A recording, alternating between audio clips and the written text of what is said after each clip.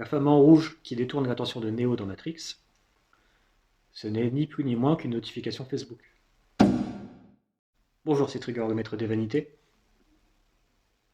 Aujourd'hui, on m'a dit, hier, bon, on m'a dit oui, Trigger, dans ton bouquin qui est super, on m'a dit ça, je suis content.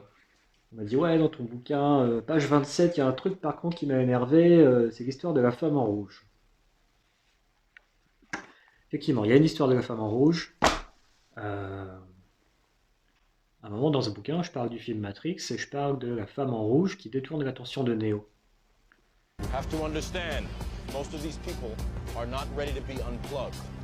And many of them are so inert, so hopelessly dependent on the system that they will fight to protect it. Were you listening to me, Neo? Or were you looking at the woman in the red dress? I was... Look again.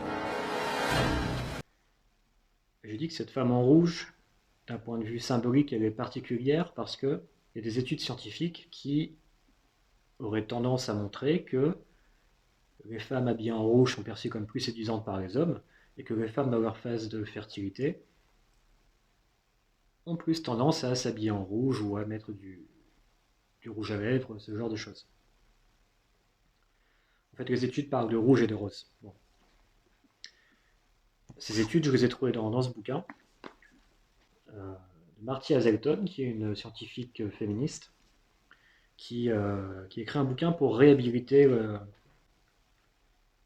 les effets des hormones sur le comportement des humains et notamment des femmes. Les hormones ne font pas de nous des animaux, les hormones affûtent ce que nous pouvons avoir soit d'animal, soit d'humain, en fin de compte.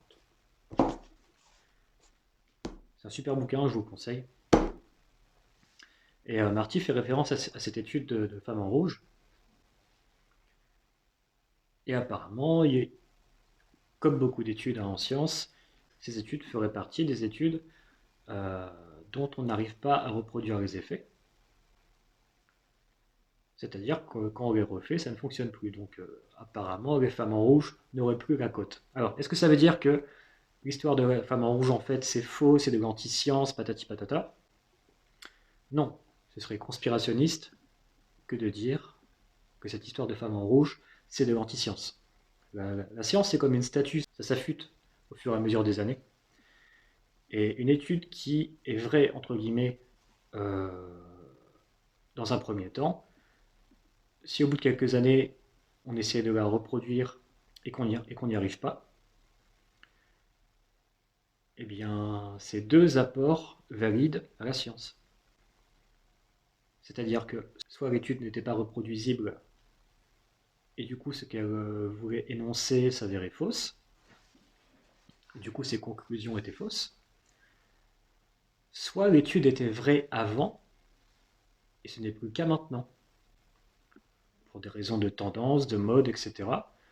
Il existe plein de biais socioculturels qui font que parfois une étude est vraie dans un temps A et devient fausse dans un temps B. Ça, la science, c'est un objet qui ne cesse que de grossir, grossir, grossir, développer des branches, des sous-branches, des branches, des branches. Et tout est valide en fait.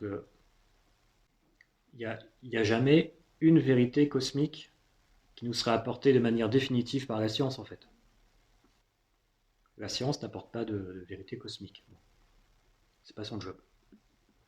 Bref, tout ça pour dire, oui effectivement, dans mon bouquin je parle de cette histoire de femme en rouge dont, qui est remise en question ces dernières années. Voilà, je vous ai donné ma source. Je ne pense pas que ce soit une source péjorative. Je ne pense pas que ce soit une source malveillante. Je ne crois pas que ce soit une source qui ait intérêt à véhiculer des stéréotypes réducteurs. Mais surtout, au-delà de l'aspect scientifique de ce passage que j'évoque, si je le replace dans le contexte, la femme en rouge qui détourne l'attention de Neo dans Matrix, ce n'est ni plus ni moins qu'une notification Facebook. C'est ce truc qui vient attirer ton attention. Tu vois, t'as Morpheus qui te raconte des trucs sérieux, et là t'as la femme en rouge qui débarque et qui attire ton attention, et là t'es foutu. la matrice était niquée.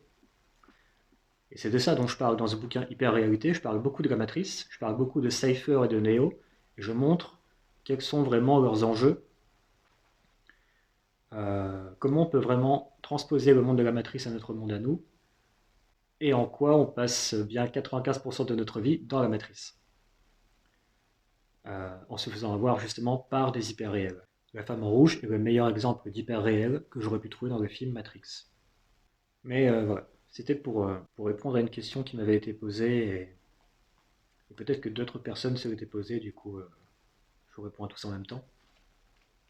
Et puis sinon, à part ça, je sais pas vous, mais moi je me souviens des soirées, je me souviens des soirées estudiantines, souvent avec mes potes, on remarquait la meuf en rouge de la soirée, tu vois, t'en avais souvent une, c'était la meuf en rouge.